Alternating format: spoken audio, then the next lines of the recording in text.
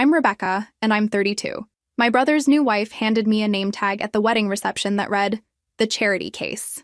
My entire family erupted in laughter, like it was the punchline to some inside joke I wasn't part of. I stared at that little white sticker for exactly 3 seconds. 3 seconds of pure, crystallized humiliation, the kind that burns through your chest and makes your ears ring. Around me, cousins were doubled over. Mom was actually wiping tears from her eyes. Dad was slapping his knee like this was comedy gold. I smiled, set the name tag down on the gift table, and walked straight out of the country club without saying a word.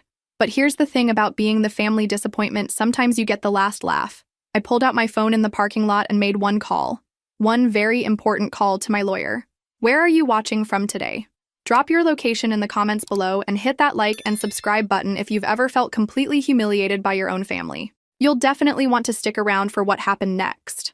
By morning, my dear brother Mike and his lovely bride Jennifer were about to discover what real charity looks like, because apparently, they'd forgotten one tiny detail about their perfect love story. They were living rent-free in my downtown apartment, had been for 8 months while they saved for their dream wedding. I guess you could say I was about to remind them. See, while they were all having a grand time at my expense, calling me the family charity case because I'm successful, single, and apparently that makes me pathetic in their eyes, they forgot something crucial. I'm the one who owns property in this city. I'm the one with the MBA and the corner office. And I'm definitely the one holding all the cards. The morning after their wedding, they were going to wake up to a very special delivery. 2 documents, actually, a lease agreement and an eviction notice. Their choice which one to sign. After all, real charity should go to people who actually need it, right? Let me back up and paint you the full picture of my wonderfully supportive family. Growing up as the youngest of 3 kids in suburban Ohio, I learned early that success meant different things depending on your gender. My brothers Mike and Danny could do no wrong. Mike became a mechanic. Danny works construction. Both married their high school sweethearts, bought houses with white picket fences, and started popping out kids. Me? I got a full scholarship to Northwestern, graduated summa cum laude, and built a career in commercial real estate. But somehow, I'm still the disappointment because I haven't managed to land a husband. Every family gathering was the same routine. Mom would corner me within 5 minutes. "Rebecca, honey, you're not getting any younger. Maybe you should lower your standards a little." "Thanks, Mom."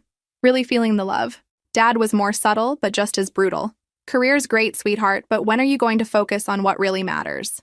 What really matters? As if building a portfolio worth 7 figures was just some cute hobby I picked up. The worst part? I actually tried to help them understand my world. Last Christmas, I explained how I'd just closed a $20 million office complex deal. Know what Mom said? "That's nice, dear. Mrs. Henderson's daughter just had twins." Because apparently, creating life is impressive, but creating wealth is just showing off. My success made them uncomfortable. When I bought my BMW, they suddenly couldn't afford family dinners at anything nicer than Applebee's. When I renovated my condo, they stopped visiting because it made them feel inadequate. When I took Mom to that spa weekend for her birthday, she complained the whole time that it was too fancy. But here's the beautiful irony: they had no problem accepting my help when they needed it. Danny's transmission blew? Guess who loaned him $3,000? Mom needed her roof repaired? I covered it. Mike wanted to propose to Jennifer but was broke? I bought the ring. And when Mike asked to stay in my downtown apartment to save money for the wedding, I said yes. Because that's what family does, right? I should have seen the writing on the wall when Jennifer moved in too without asking, or when they redecorated my place without permission, or when they started hosting parties and telling people it was their apartment. But no, I kept being the good sister, the reliable one, the charity case. The morning of Mike's wedding should have been a red flag parade, but I was too busy playing the supportive sister role to notice. Jennifer had demanded, really, that I handled the little details since I was so good at organizing things. You know, because that's what single women are for. Free labor. I spent 3 hours that morning picking up flowers because their delivery guy got confused about the address.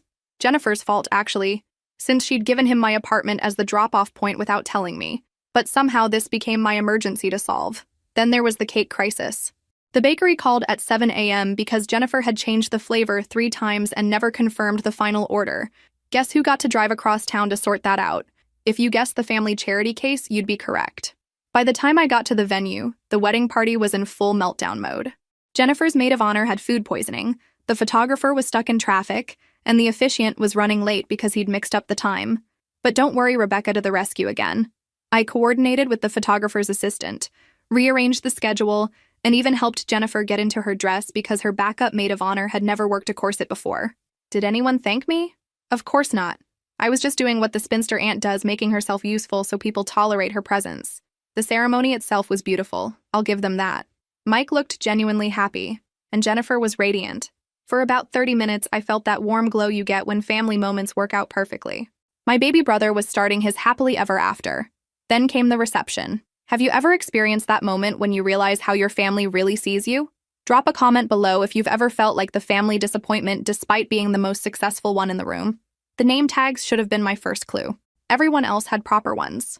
Mother of the bride, best man, family, normal wedding reception labels. But when Jennifer handed me mine with that sweet smile that never reached her eyes, I knew something was off. The charity case. In elegant script, no less. The laughter started immediately. My cousin Sarah actually snorted. Uncle Bob was slapping his knee. Even the kids were giggling, though they probably didn't understand the joke. Mike stood there grinning like this was the funniest thing he'd ever seen. This from the man who'd been sleeping rent-free in my guest bedroom for 8 months. That's when everything clicked into place. This wasn't spontaneous humor. This was orchestrated humiliation. The drive home from the wedding was the longest 20 minutes of my life. Not because of traffic, because of clarity. You know that feeling when puzzle pieces suddenly snap together and you see the whole picture? That's what hit me in waves. Jennifer hadn't made a mistake with that name tag. This was planned, calculated. They'd sat around my dining room table, the one I'd bought in the apartment I owned, and laughed about how to publicly humiliate the family charity case. The irony was so thick you could cut it with a knife. There I was, being mocked for being the family charity case by people living off my actual charity. I pulled into my building's parking garage and sat there for a minute, engine running. Through the concrete walls above me, I could hear music and laughter. Mike and Jennifer were throwing an after-party in my apartment, with my electricity, probably serving my leftover wine to wedding guests who'd just watched me get humiliated. That's when I made the call. David, it's Rebecca. I need those documents we discussed. First thing Monday morning. My lawyer had been suggesting this for months. You're too generous with your family, he'd warned. Get everything in writing. But I'd resisted because you don't put legal contracts between family members, right? Wrong. Apparently, family members have no problem putting humiliation between you and basic human dignity. David was all business, even on a Saturday night. Standard lease agreement or month to month? Month to month. And David? Include an immediate termination clause. 30 days notice. Any particular reason for the urgency? I stared up at my apartment windows, watching shadows move behind the curtains. My apartment. My investment. My charity that had been taken for granted for 8 months while they planned my public humiliation. Let's just say the charity is being redirected to more deserving recipients. Sunday passed in beautiful, peaceful silence. I stayed at my office, catching up on paperwork and enjoying the quiet. No family calls, no demands for help, no Jennifer rearranging my furniture or Mike leaving dishes in my sink. For the first time in months, my space was mine. Monday morning, I woke up early and dressed in my best suit, the navy Armani that made me feel invincible. If I was going to change the family dynamic forever, I might as well look good doing it. Monday morning arrived with all the subtlety of a freight train. I'd been awake since 5, not from nerves, but from anticipation. There's something deeply satisfying about having a plan when you've been reacting to other people's games for so long. David's messenger service was punctual. The documents arrived at Mike and Jennifer's temporary residence, aka my apartment, at exactly 9 a.m. Standard business hours. Professional and courteous. My phone started ringing at 9:03. Rebecca, what the hell is this? Mike's voice was panic adjacent, which was new. Usually he only called me when he needed something, and the tone was always casual, confident that Big Sister would fix whatever mess he'd created. Good morning to you too, Mike. I trust you and Jennifer had a lovely honeymoon night in my guest bedroom? Cut the sarcasm. There's a guy here with legal documents. Something about lease agreements and eviction notices? I leaned back in my desk chair, spinning slightly to face the floor-to-ceiling windows of my downtown office. 30 floors below, people hurried along sidewalks, probably dealing with their own Monday morning crises. But up here, I was in complete control of mine. Oh, that. Yes, David drew those up for me. There are 2 options, Mike. You can sign the lease agreement and start paying market rate rent that's $2,800 a month, utilities not included. Or you can sign the eviction notice and be out by the end of the month. Silence. Then, are you insane? We just got married yesterday. Congratulations. Marriage is a wonderful institution. So are legal contracts. Rebecca, you can't be serious. We're family. And there it was. The magic word that was supposed to fix everything. Family.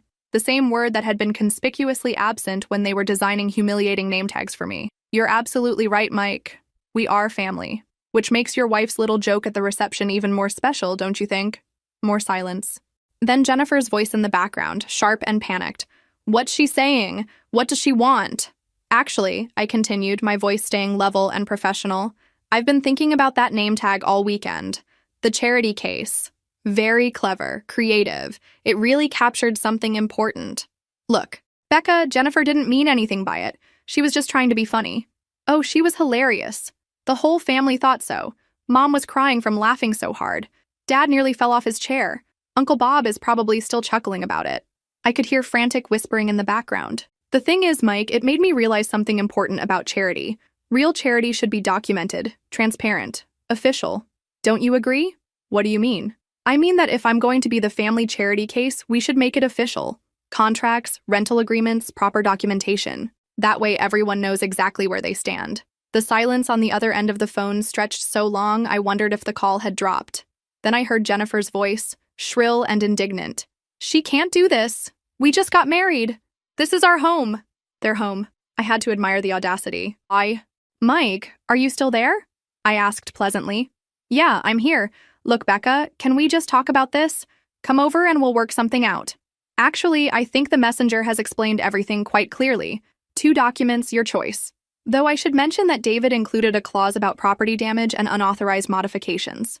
You'll want to review that carefully. Property damage. Jennifer had painted my guest bathroom sage green without asking. She'd also rearranged my furniture, hung pictures, and essentially redecorated my place to her taste, all of which would need to be restored to original condition. This is ridiculous! Jennifer snatched the phone. Rebecca, I don't know what your problem is, but this is completely unreasonable. We're family now, and family doesn't treat each other this way. Family. There was that word again. You're right, Jennifer. Family doesn't treat each other this way. Family doesn't publicly humiliate each other at weddings. Family doesn't turn generosity into a punchline. But apparently, I missed that memo. That was just a joke. Everyone was laughing. Everyone was laughing at me. There's a difference. And now I'm laughing at the irony. What irony? I smiled, even though she couldn't see it. The irony that the family charity case is the one with the real estate portfolio. The irony that the woman too pathetic to catch a husband is the one providing housing for the happy couple. The irony that your joke just cost you your free ride. Mike got back on the phone. Okay, fine.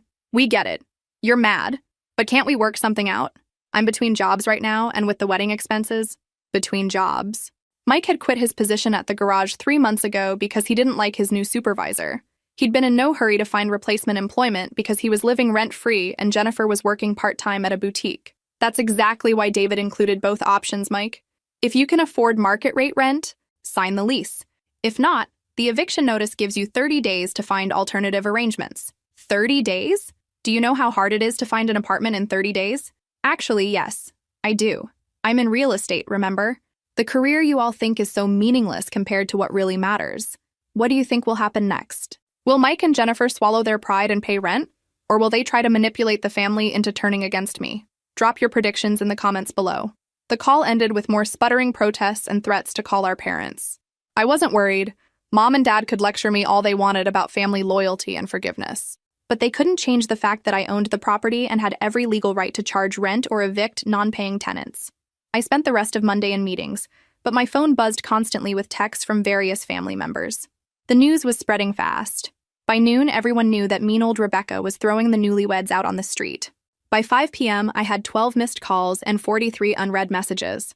I deleted them all and went home to my quiet, child-free, drama-free office building apartment. Some people might call me heartless, but I prefer to think of myself as finally learning to value my own worth. Tuesday brought the family intervention I'd been expecting. Mom called at 7 a.m., which meant she'd been awake worrying since 5. Nothing gets Mom up early like a good family crisis she can't control. Rebecca Ann Mitchell, what is wrong with you? No hello, no pleasantries. Straight to the guilt trip. Your brother is devastated. Jennifer is in tears. How could you do this to them right after their wedding? I sipped my coffee and watched the sunrise paint my living room golden. God, it was peaceful without roommates. Good morning, Mom. I'm doing well, thanks for asking. Don't you dare get smart with me, young lady. Mike told me everything. You're trying to charge them rent? On their honeymoon week? That's just cruel. Their honeymoon week was 3 days in my apartment. And yes, I'm charging rent because that's what property owners do. They're family. You don't charge family rent. I almost laughed. Funny, I don't remember family putting charity case name tags on each other either. But here we are. That was just a silly joke, Rebecca. You're overreacting. Overreacting. The classic dismissal. Anytime I set boundaries or stood up for myself, I was overreacting. When Mike borrowed money and never paid it back, I should be understanding. When Danny used my credit card without asking, I should be supportive. But when I finally said enough, suddenly, I was the problem. Mom, let me ask you something. If someone publicly humiliated you at a family event, would you continue providing them with free housing? It's different when it's family. You're right, it is different. Family should treat each other better than strangers. But apparently, I missed that lesson. The conversation continued for 20 minutes. Mom deployed every weapon in her arsenal. Guilt, tears, threats to exclude me from family events, and finally, the nuclear option. Your father is so disappointed in you, Rebecca. We raised you to be better than this. Better than what? Better than having self-respect? Better than valuing my own worth? Better than expecting basic human decency from people who claim to love me? Tell Dad I'll survive his disappointment. I've been surviving family disappointment for 32 years. By lunch, I'd gotten similar calls from Danny, Aunt Linda, and even Jennifer's mother. The family network was in full mobilization mode. Poor Mike and Jennifer, thrown out by evil Rebecca. How could I be so heartless? What do you think will happen next? Will the family pressure work? Or will Rebecca stand her ground? Drop your predictions in the comments below. The funny thing about family pressure campaigns is they only work if you care more about family approval than your own dignity. And after Saturday night, I'd discovered something liberating. I was completely done caring what they thought. That evening, Mike showed up at my office building. The security desk called to ask if I wanted to see him. Send him up, I said. Time for round 2. Mike looked rough when he walked into my office. 2 days of marriage had not been kind to him. His hair was messed up, his shirt wrinkled, and he had that deer in headlights expression he used to get when Mom caught him sneaking out in high school. Nice office, he said, looking around at my corner space with its city view and mahogany furniture. Real impressive. Thank you. It's what success looks like when you're not busy being a charity case. He winced. About that name tag thing. What about it? Jennifer feels really bad about it. She wants to apologize. How thoughtful. Where is she? Downstairs in the car. She was too embarrassed to come up. Too embarrassed. The woman who'd orchestrated my public humiliation was too embarrassed to face me privately. Rich. So, what can I do for you, Mike? He sat down heavily in one of my client chairs. Come on, Becca. You know why I'm here. We need more time to figure this out. Figure what out? The documents are pretty straightforward. Pay rent or move out. But $2,800 a month? That's more than I made at the garage. Which is why David included the eviction option. Very considerate of him, actually. Mike ran his hands through his hair. Look, I get that you're mad about the name tag thing, but Jennifer was just trying to fit in with the family. She's nervous around everyone, and she thought making a joke would help. A joke. That's what we were calling calculated humiliation now. Mike, let me tell you what I think really happened. I think you and Jennifer sat in my apartment, and complained about poor, sad Rebecca who can't get a man. I think Jennifer suggested that stupid name tag because she wanted to put me in my place. And I think you went along with it because you've never respected what I do or who I am. That's not true, isn't it? When's the last time you asked about my work? When's the last time you congratulated me on a deal? When's the last time you treated my career as anything other than a cute hobby I'll abandon when I finally catch a husband? He was quiet for a long moment. Then, you're successful, Becca. We all know that. Knowing and respecting are different things. You know I have money, but you don't respect how I earned it or what it represents. So what? You want me to bow down and worship your bank account? I want you to treat me like an adult, like an equal, like someone whose generosity shouldn't be taken for granted. Mike shifted uncomfortably. We're grateful for everything you've done. Are you? Because Saturday night, it felt like you were all having a good laugh at the charity case's expense. It was just one stupid joke. And there it was. The minimization, the dismissal, the complete inability to understand why their one stupid joke had been the last straw. Mike, do you know what the difference is between a joke and bullying? What? A joke is funny to everyone. Bullying is only funny to the people doing it. He didn't have an answer for that. Mike left my office 20 minutes later, empty-handed and defeated. I watched from my window as he walked to his car where Jennifer waited. Even from 30 floors up, I could see the tension in his body language as he delivered the bad news. No extension. No family discount. No special consideration for being newlyweds. Wednesday brought a new strategy. Emotional manipulation via mom. She showed up at my apartment building at lunch, armed with homemade cookies and crocodile tears. "Rebecca, honey, we need to talk." I let her in, mostly because I was curious what angle she'd take this time. Mom settled on my white sofa, the one Jennifer had tried to cover with her collection of throw pillows, and opened her purse. I brought pictures from the wedding. Of course she did. Because nothing says, forget about being humiliated, like reliving the moment in glossy color prints. She spread them across my coffee table like a peace offering. Mike and Jennifer cutting the cake, the family group shot, dancing photos, all the moments that came after I left. "You missed so much." "Sweetie." Uncle Bob gave the funniest speech. Danny's kids were adorable on the dance floor. It was such a beautiful night. Beautiful for everyone except me, apparently. "Mom, why are you really here?" Her lower lip trembled. "Your brother is talking about moving back home. With me and your father. Can you imagine? Newlyweds living in our little 2-bedroom house?" Ah, there it was. Mom didn't want Mike and Jennifer cramping her retirement style any more than I wanted them freeloading in my apartment. That would be challenging, I agreed. "Rebecca, you have all this space, all this success. Couldn't you find it in your heart to help family one more time?" One more time. As if the 8 months of free housing, the loan for the engagement ring, the wedding coordination, and countless other favors hadn't happened. As if Saturday night had erased all previous generosity and reset the family ledger to zero. "Mom, let me ask you something. If a friend treated you the way Mike and Jennifer treated me, would you keep helping them? But they're not friends, they're family. So family gets to treat you worse than strangers?" She dabbed her eyes with a tissue. "Family means forgiveness, Rebecca. It means grace and love and putting others first. And what about respect? What about basic human decency? Do those count for anything in your version of family?" "Of course, but because from where I sit, respect seems to be a one-way street in this family. I'm supposed to respect everyone else's choices, everyone else's needs, everyone else's feelings. But when it comes to respecting mine, well, I'm just overreacting." Mom was quiet for a moment, picking at her tissue. Then, "What do you want from them, Rebecca? An apology? I want them to understand that actions have consequences. I want them to realize that my generosity isn't unlimited, and I want them to treat me like a human being instead of a walking ATM. So you'll make them homeless to prove a point? I'll make them responsible for their own lives." "There's a difference." She gathered up the wedding photos, her hands shaking slightly. "This isn't the daughter I raised. Maybe not. But it's the woman I needed to become." Thursday brought the nuclear option. Dad. He didn't call first, just showed up at my office building at closing time, looking stern and disappointed. Classic dad move, corner me when I was tired and off guard. "We need to talk," he said when security called up. I considered saying no, considered having security escort him out. But curiosity won. Dad rarely involved himself in family drama. If he was here, things were escalating. He looked uncomfortable in my office, like the success surrounding him was somehow offensive. Dad had worked construction his whole life, honest work with his hands. My glass and steel world probably seemed foreign and cold to him. "Hell of a view," he said, standing at the window. "I like it. Bet it costs more than my house." "Probably." He turned to face me, his expression serious. "Your mother's worried sick about you." "I'm fine, Dad. Better than fine, actually." "Are you? Because this thing you're doing to Mike, it doesn't seem like you." "Which part? Charging rent for my property or expecting to be treated with basic respect?" "The vindictive part." Vindictive. There was a word I'd been expecting.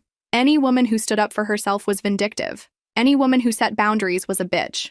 Any woman who refused to be a doormat was clearly the problem. "Dad, let me tell you what vindictive would look like. Vindictive would be evicting them immediately. Vindictive would be charging them back rent for the 8 months they lived there free. Vindictive would be taking them to court for the unauthorized modifications to my property." His eyebrows shot up. "Unauthorized modifications?" Jennifer painted my guest bathroom, hung pictures, rearranged furniture, changed locks. Basically treated my place like her personal home improvement project. Dad was quiet for a moment. In his world, you didn't mess with another man's property without permission. That was sacred. "I didn't know about that," he admitted. "There's a lot you don't know, Dad. Like how I've loaned Danny money 6 times in 5 years. Like how I paid for Mike's engagement ring. Like how I've been the family bank for years while being treated like the family disappointment. Nobody thinks you're a disappointment." "Really?" "Because Saturday night felt different." He sat down heavily in my client chair. "That name tag thing was stupid. Cruel, even. But Rebecca, You can't let one moment of poor judgment destroy your relationship with your brother. It wasn't one moment, Dad. It was the culmination of years of being taken for granted. The name tag was just the final straw. So what's your end game here? You want to punish them forever? I want them to grow up. I want Mike to get a job and support his wife instead of living off his sister's charity. I want Jennifer to understand that marriage doesn't entitle her to other people's property. And I want my family to realize that success doesn't make someone a target for ridicule. Dad studied me for a long moment. You've changed, Rebecca. Yes, I have. I used to think family love was unconditional. Now I know better. Love is unconditional, but relationships require mutual respect. I stared at him.